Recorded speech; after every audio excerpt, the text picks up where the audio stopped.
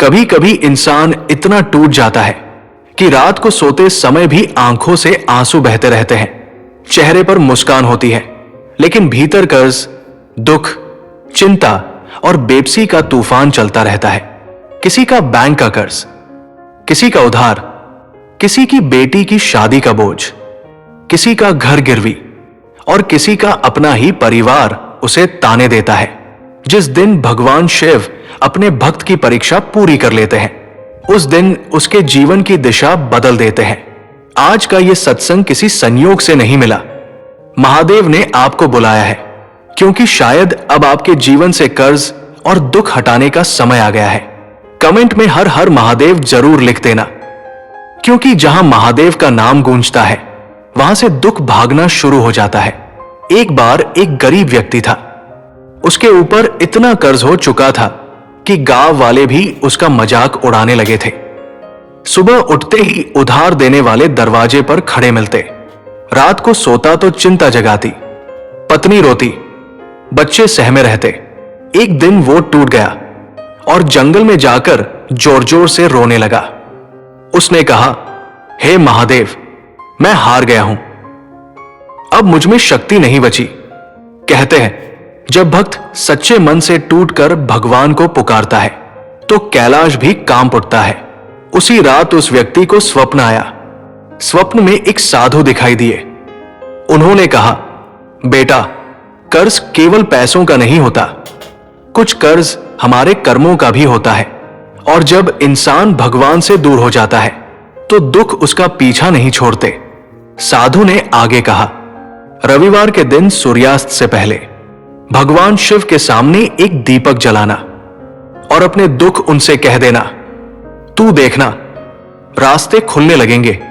भाइयों और बहनों, दुनिया में सबसे बड़ा दुख गरीबी नहीं, सबसे बड़ा दुख है अपनों के सामने बेबस हो जाना।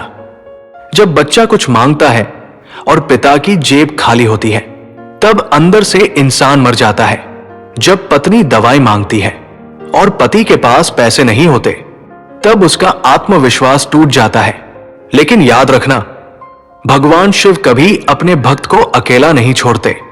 वो देर जरूर करते हैं, लेकिन जब देते हैं तो किस्मत बदल देते हैं। एक महिला रोज शिव मंदिर जाती थी, लेकिन उसके घर की हालत खराब थी। लोग कहते, इतनी पूजा करके क्या मिला? लेकिन वो मुस्कुराकर कहती, मुझे भरोसा मिला है। एक दिन उसके बेटे का एक्सीडेंट हो गया। पूरा गांव बोला, अब कुछ नहीं हो सकता, लेकिन वो मां शिवलिंग से लिपटकर रोती रही, महादेव, मेरा सब कुछ ले लो, लेकिन मेरा बच्चा बचा लो। कहते हैं उसी रात डॉक्टर ने कहा, यह चमत्कार है, जो बच्चा नहीं बच सकता था वो अब खतरे से बाहर है। देखा आपने, जहां विज्ञान खत्म होता है, वहां से महादेव का चमत्कार शुरू होता है। अगर आप भी कर्ज से परेशान हैं तो वीडियो को पूरा जरूर देखना। महादेव आपको यहां खाली हाथ नहीं भेजेंगे। जिस घर में शिव का नाम लिया जाता है, वहां दरिद्रता ज्यादा दिन नहीं टिकती। कर्ज मुक्ति रहस्यमय उपाय 17 मई रविवार की शाम, सूर्यास्त के बाद स्नान करके साफ कपड़े पहन ले। फिर भगवान शिव की तस्वीर या शिवलिंग के सामने बैठ जाए। एक मिट्टी का दीपक ले, उसमें सरसों का तेल डाले। दीपक में 2 लौंग और एक कपूर का छोटा टुकड़ा डाल दे। अब दोनों हाथ जोड़कर यह प्रार्थना करें, हे देवों के देव महादेव, मेरे जीवन के कर्ज, दुख और बाधाएं दूर करें। मेरे घर में सुख, शांति और धन का वास करें। इसके बाद ओम ऋन्मुक्तेश्वर महादेवाय नमः 108 बार बोले। फिर दीपक को घर के मुख्य द्वार के दाईं ओर रखते। मान्यता है कि यह उपाय नकारात्मकता, कर्ज बाधा और आर्थिक रुकावटों को धीरे धीरे समाप्त करता है। मेरे भाई, अगर आज तुम टूटे हुए हो, अगर रात को चिंता में नींद नहीं आती, अगर लोग तुम्हारा मजाक उड़ाते हैं, तो बस एक बात याद रखना, जिस इंसान के सिर पर महादेव का हाथ होता है, उसे दुनिया की कोई ताकत ज्यादा देर तक नहीं गिरा सकती। आज बस सच्चे मन से बोलो, हे महादेव, अब सब कुछ आपको सौंप दिया। और फिर देखना, धीरे धीरे रास्ते बनने लगेंगे। हो सकता है आज आपकी जेब खाली हो, लेकिन अगर आपका विश्वास जिंदा है तो समझ लेना महादेव अभी भी आपके साथ है।